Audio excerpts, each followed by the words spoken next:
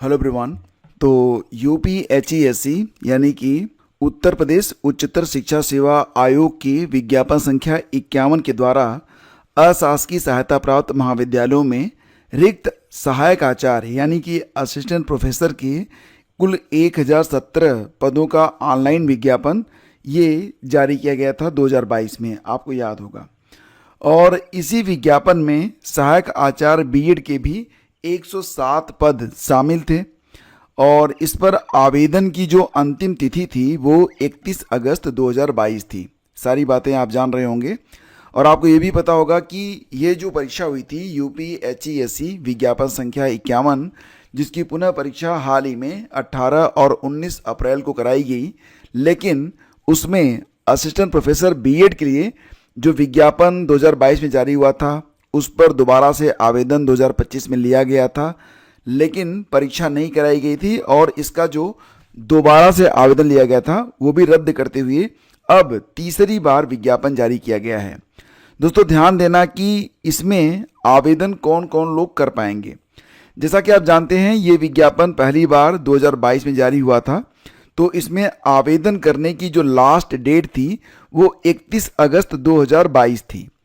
तो दोस्तों ये जो विज्ञापन जारी हुआ है इसमें अंतिम तिथि 2022 की जो 31 अगस्त है, यानी कि 31 अगस्त 2022 तक उत्तर प्रदेश शासन उच्च शिक्षा अनुभाग 1 लखनऊ के उपरोक्त कार्यालय आदेश के द्वारा एनसीटी रेगुलेशन 2014 के अनुसार निर्धारित अर्हता धारित करने वाले अभ्यर्थियों द्वारा ही आवेदन किया जाना है। यानी कि ऐसे अभ्यर्थी ही इसमें आवेदन कर पाएंगे जो 31 अगस्त 2022 तक योग्यता धारित करते हैं। अगर आप 31 अगस्त 2022 के बाद आपका नेट है या फिर आपका मतलब कि जो एलिजिबिलिटी है उसके अंतर्गत जो भी डिग्रियां आती हैं, अगर वो आप 31 अगस्त 2022 के बाद धारित करते हैं तो आप इसमें आवेदन नहीं कर सकते हैं। ठीक है, तो ये बात ध्यान रखिएगा। मूल रूप से देखा जाए तो ये विज्ञापन संख्या 51 के अंतर्गत असिस्टेंट प्रोफेसर बीएड के लिए तीसरी बार विज्ञापन जारी किया गया है और इसमें ऑनलाइन आवेदन की जो प्रक्रिया है ये शुरू हो चुकी है 28 तारीख यानी कि 28 अप्रैल 2026 से, जो कि 27 मई 2026 तक चलेगी। दोस्तों इसकी परीक्षा तिथि भी तय कर दी गई है, 28 जुलाई 2026 को इसकी परीक्षा करवाई जाएगी।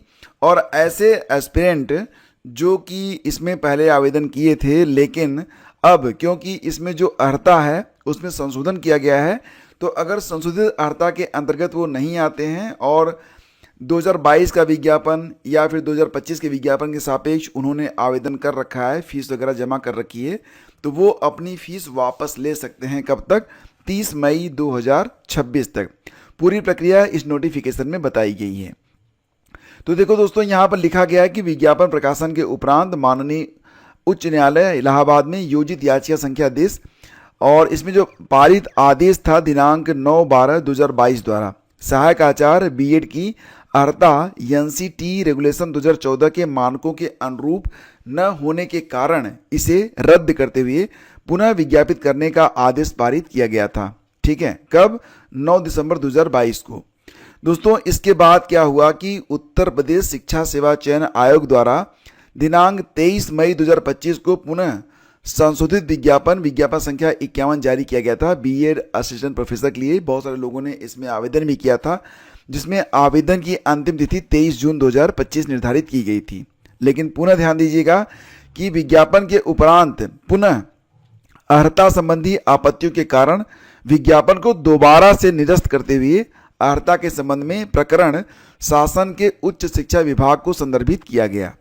उत्तर प्रदेश शासन उच्च शिक्षा विभाग अनुभाग 1 के कार्यालय आदेश संख्या 284/7/1/2026 लखनऊ दिनांक 12 फरवरी 2026 और संशोधन आदेश दिनांक 11 मार्च 2026 द्वारा बीएड पाठ्यक्रम हेतु सहायक आचार्य पद की विद्यमान अर्हता को प्रतिस्थापित करते हुए उपलब्ध कराया गया। यानी कि एक नई अर्हता अब तय की गई है जो कि एनसीटी के मानकों के अनुरूप है। ठीक है, तो ये विज्ञापन तीसरी बार यहाँ पर प्रकाशित किया गया है और आगे मैं आपको बता रहा हूँ कि अब जो नई अर्हता है वो किस प्रकार से निर्धारित की गई है।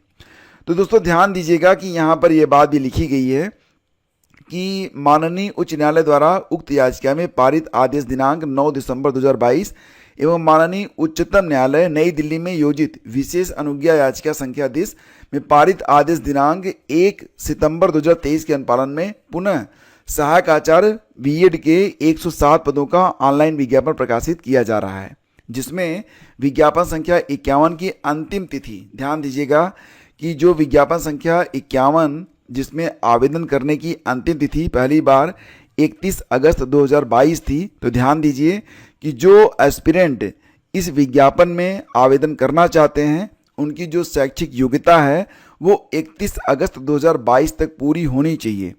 अभ्यर्थी आयोग की वेबसाइट पर विस्तृत विज्ञापन को सावधानीपूर्वक पढ़ लें और इसके बाद ही ऑनलाइन आवेदन करें। ठीक है, तो ये बात बहुत ही ध्यान से आप लोग समझ लीजिएगा कि अगर आप 31 अगस्त 2022 तक अर्हता धारित करते हैं तो ही आवेदन करें, अदरवाइज आप आवेदन नहीं कर पाएंगे। ठीक है, और एक बात और भी दोस्तों कि जो लोग पहले से आवेदन कर रखे हैं, यानी कि पहली बार जब आवेदन किया था उन्होंने 2022 में और इसके बाद 2025 में जब इसका दोबारा से विज्ञापन आया था, तो उनके पास एप्लीकेशन नंबर होगा जो कि उनके रजिस्टर्ड मोबाइल नंबर पर एसएमएस और रजिस्टर्ड ईमेल पर ईमेल के माध्यम से प्रेषित किया गया है।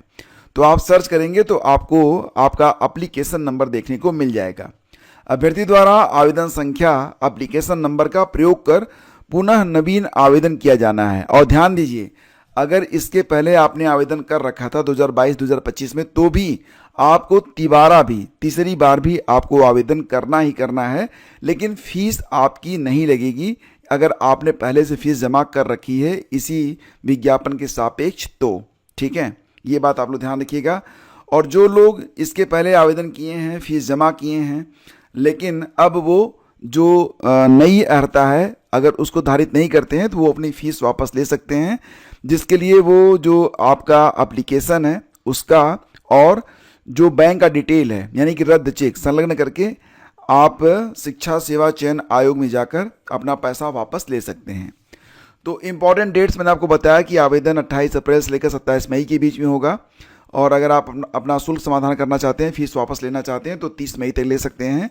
28 जुलाई को ये परीक्षा आयोजित की जाएगी। ठीक है, इसके बाद दोस्तों ये जो मिला जुला के 22 पेज की विवरणिका है, तो इसमें जो मुख्य मुख्य पॉइंट है मैं आपको बता देता हूं। बाकी आप अगर किसी बिंदु पर आपको कोई थोड़ा कन्फ्यूज़न है तो आप कमेंट कीजिएगा, मैं उसको हल करने का प्रयास करूंगा। तो ध्यान दीजिएगा कि जो लास्ट डेट थी आवेदन करने की वो 31 अगस्त 2022 थी। 2022 में विज्ञापन जारी हुआ था, तो आपकी जो अर्हता है वो 31 अगस्त 2022 तक पूरी होनी चाहिए। मैं बार बार इस बात को दोहरा रहा हूँ। और ये भी है कि आयोग की वेबसाइट upessc.up.gov.in पर जाकर आप आवेदन कर सकते हैं। ठीक है, और अगर आपको कोई दिक्कत होती है तो यहाँ ऑनलाइन आवेदन करते समय अभ्यर्थी किसी प्रकार की शैक्षणिक अर्हता संबंधी कठिनाई का निवारण चाहते हैं तो प्रातः 10 बजे से सायं 5 बजे तक ये हेल्पलाइन नंबर दी गई है, इस पर संपर्क कर सकते हैं। ठीक है, जन्मतिथि जो है वो मतलब ध्यान दीजिएगा कि हाई स्कूल के मार्कशीट पर जो लिखी रहती है उसी के मुताबिक रहेगी। अपर एज लिमिट कोई नहीं है, 62 वर्ष से अधिक आयु होने पर आवेदन सबमिट नहीं होगा, यानी कि 62 साल की उम्र तक आप इसमें आवेदन कर सकते हैं। ठीक है, और पात्रता के बारे में आप खुद मतलब सेटिस्फाई हो जाएं, उसके बाद ही आप आवेदन करें। यहाँ पर दोस्तों पुनः लिखा गया है कि आवेदन स्वीकार किए जाने की अंतिम तिथि अर्थात 31 अगस्त 2022 तक अभ्यर्थियों को विहित अनिवार्य शैक्षिक अर्हता अवश्य धारित करनी चाहिए। ठीक है, अदरवाइज अगर ऐसा नहीं है तो मतलब उनका जो ये जो आवेदन है वो मान्य नहीं होगा। और एक बात और भी कि करेक्शन आप नहीं कर सकते हैं, तो ऑनलाइन आवेदन सबमिट हो जाने के पश्चात फिर आप करेक्शन नहीं कर पाएंगे, तो आप बहुत ही सावधानी से ये फॉर्म भरें। और यहाँ पर जो फीस है आप जानते हैं, सामान्य EWS और OBC की फ़ीस 2000 रुपये है, जबकि SC और ST की फ़ीस 1000 रुपये आपको देनी पड़ेगी। ठीक है, और दोस्तों यहाँ पर ये भी है कि जो अदर स्टेट के रिजर्व कैटेगरी के एस्पिरेंट हैं उनको यहाँ पर जनरल माना जाएगा, अनारक्षित माना जाएगा, उनको आरक्षण का लाभ नहीं मिलेगा। कुल पदों की संख्या 107 है और पूरी जानकारी यहाँ पर टेबल वाइज दी गई है कि कहाँ कहाँ किस विद्यालय में कितनी सीटें हैं। और ग्रेड वेतन 6000 रुपये है।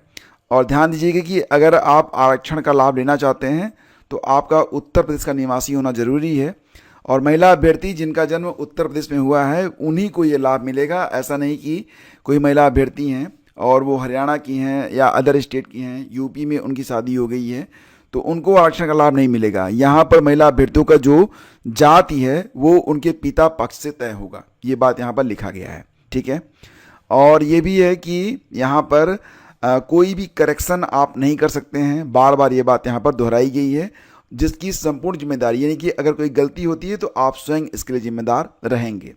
अब दोस्तों यहाँ पर देखते हैं जो शैक्षिक योग्यता तय की गई है, अनिवार्य योग्यता यानी कि जो नई योग्यता तय की गई है वो किस प्रकार से है। ध्यान से देखिए, ये प्रवक्ता बीएड के लिए जो न्यूनतम अर्हता है वो ये है कि आप विज्ञान विषय में, गणित विषय में, सामाजिक विज्ञान विषय में या मानविकी में एटलीस्ट 55% अंकों के साथ आपका पीजी होना चाहिए।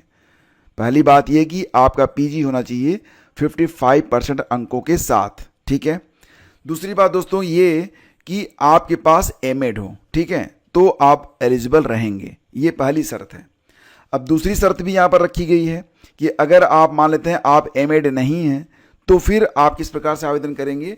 तो दूसरी कंडीशन ये है दोस्तों कि विज्ञान, गणित, सामाजिक विज्ञान, मानविकी में पीजी सब्जेक्ट में आपके पास 55% अंक होने चाहिए, यानी कि आपका पीजी में 55% अंक हो, प्लस आपने बीएड किया हुआ हो कम से कम 55% अंकों के साथ, प्लस शिक्षा शास्त्र विषय में आपके पास परास्नातक उपाधि हो। यानी कि यहाँ पर ध्यान दीजिएगा कि मतलब आपने पीजी भी कर रखा हो किसी अदर सब्जेक्ट से, प्लस आपका बीएड होना चाहिए, प्लस आपका शिक्षा शास्त्र में अगर आपने एमए किया है तो भी आप यहाँ पर एलिजिबल रहेंगे। ठीक है, सबसे महत्वपूर्ण ये दोस्तों कि शिक्षा शास्त्र विषय में यूजीसी द्वारा आयोजित नेट परीक्षा आपने उत्तीर्ण की हो, या फिर यहाँ पर जो विनियम 2009 है तो उसके मुताबिक आपकी पीएचडी या डीफिल होनी चाहिए।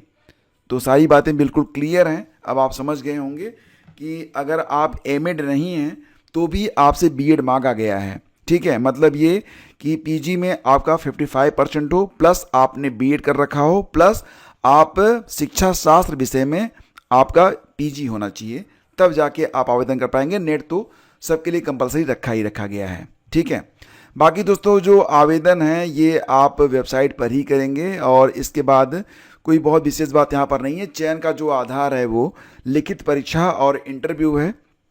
अभी जो परीक्षा हुई है आपने देखा था, इसमें कुल 200 अंकों की परीक्षा होती है।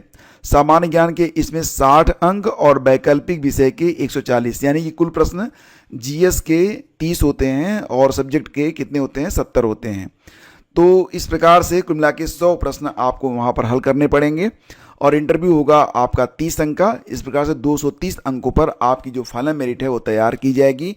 प्रश्न पत्र में कोई भी नेगेटिव मार्किंग नहीं की जाती है। ठीक है, सिलेबस आपको मिल जाएगी ऑफिशियल वेबसाइट पर, जिसे मैं आपको दे दूंगा। आप डिस्क्रिप्शन चेक कर लेंगे तो आपको डायरेक्ट लिंक मिल जाएगा, उस पर क्लिक करके आप सिलेबस को डाउनलोड करके अपनी पढ़ाई स्टार्ट कर सकते हैं। बाकी दोस्तों जो बातें नीचे लिखी गई हैं ये सिलेक्शन के बाद की हैं, इसके लिए कोई बहुत ज़रूरत नहीं है। अगर आप साक्षात्कार के लिए बुलाए जाते हैं तो आपको, अगर आप जनरल हैं, ईडब्ल्यूएस हैं या फिर ओबीसी हैं तो 800 रुपये आपको फ़ीस देनी पड़ेगी। वहीं पर एससी और एसटी को 400 रुपये फ़ीस आपको देनी पड़ेगी। ठीक है, बाकी डिटेल्स जब इंटरव्यू का समय आएगा तो मैं आपको अपडेट कर दूंगा। फिलहाल आपको आवेदन करना है तो अब आप आवेदन कर सकते हैं। ध्यान दीजिएगा कुल पदों की संख्या 107 है, जिसमें सह शिक्षा महाविद्यालय के 80 पद हैं, महिला महाविद्यालय के 27 पद हैं। बाकी महिलाओं के लिए जो 36 आरक्षण है उसमें कोई आरक्षण नहीं है 20% के अंतर्गत। दिव्यांगजन के लिए 4 और स्वतंत्रता संग्राम सेनानी के लिए 2 पद आरक्षित रखे गए हैं, यहाँ पर जो मतलब 36 आरक्षण होता है उसके लिए। ठीक है, और यहाँ पर आप देख सकते हैं कि कैटेगरी वाइज सारी बातें बताई गई हैं कि किस महाविद्यालय में कितनी सीटें हैं, वो सारी बातें यहाँ पर बताई गई हैं। यहाँ पर आपको परिशिष्ट 1 के अंतर्गत जो विभिन्न प्रकार के सर्टिफिकेट्स हैं उनका प्रारूप दिया गया है। और बस ये आपका नोटिफिकेशन है जिसे आप ऑफिशियल वेबसाइट पर जाकर सबसे ऊपर ही लिंक मिलेगा, इस पर क्लिक करके, विज्ञप्ति पर क्लिक करके आप इसे डाउनलोड कर सकते हैं। अदरवाइज ये जो पीडीएफ है ये आपको हमारे टेलीग्राम चैनल स्टडी विद ज्ञान प्रकाश पर देखने को मिल जाएगा। धन्यवाद। प्लीज़ वीडियो को लाइक और शेयर जरूर कीजिएगा। आप सभी का बहुत बहुत आभार।